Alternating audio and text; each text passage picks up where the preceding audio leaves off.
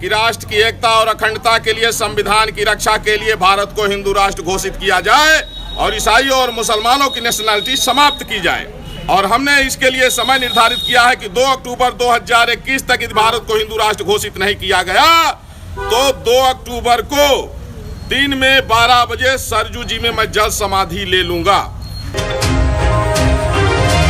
परमहंस आचार्य महाराज ने एक नफरत अंगेज बयान देते हुए ऐलान किया है कि अगर 2 अक्टूबर तक हिंदुस्तान को हिंदू राष्ट्र करार नहीं दिया जाता तो वो नदी में जल समाधि ले लेंगे।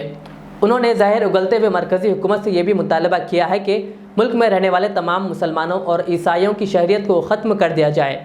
ख्याल रहे कि वो पहले भी इस तरह का इंतबाह देते हुए ज़हर उगला था। तो भी साधु संतों की परंपरा है कि लोग स्वयं में ही अपना पिंडदान करते हैं।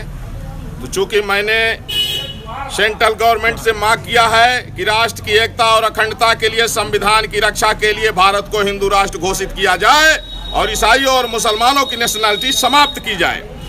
और हमने इसके लिए समय निर्धारित किया है कि 2 अक्टूबर 2021 तक यदि भारत को हिंदू राष्ट्र घोषित नहीं किया गया तो 2 अक्टूबर को दिन में 12 बजे सरजू जी में मैं जल समाधि ले लूंगा। उसके लिए आज मैंने कफन पूजन किया, स्वयं में ही कफन पहन करके, और मैं सरजू जी में ठीक 2 अक्टूबर को 12 बजे जल समाधि लूंगा।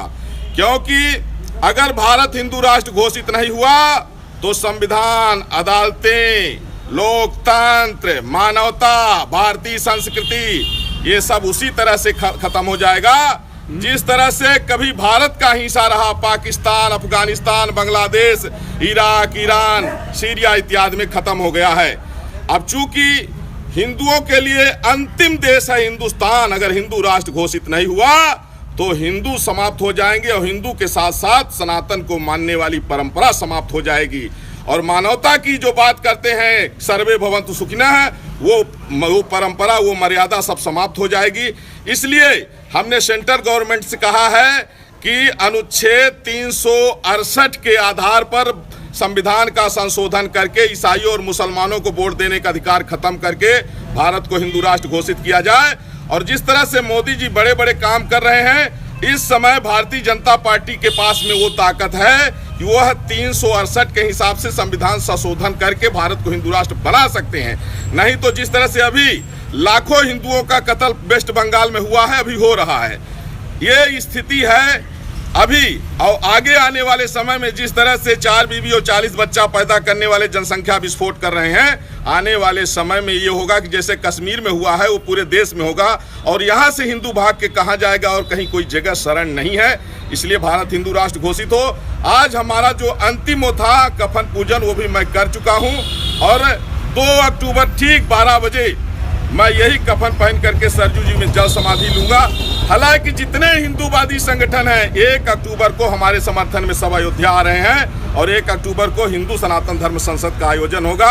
अब यह जो है सिलसिला रुकेगा नहीं, या मेरे जीते जी हो जाए या मेरे मरने के बाद मेरी श्रद्धांजलि में हो, लेकिन करना पड़ेगा। मैंने सेंट्रल गवर्नमेंट से मांग किया है कि राष्ट्र की एकता और अखंडता के लिए संविधान की रक्षा के लिए भारत को हिंदू राष्ट्र घोषित किया जाए और ईसाइयों और मुसलमानों की नेशनलिटी समाप्त की। रियाज इस्लामिक स्कूल तालीमी मैदान में एक नया इनकलाब, इस्लामिक और मॉडर्न एजुकेशन की अजीम दरसगाह। 23 साल तजुर्बे के बाद तलबा और तालिबात के लिए रियाज इस्लामिक स्कूल पेश करता है हिफ्ज़ कुरान, नाज़िरा कुरान, क़ायदे के अलावा नर्सरी ता 10वीं जमात तक के तालीम का बेहतरीन नज़्म।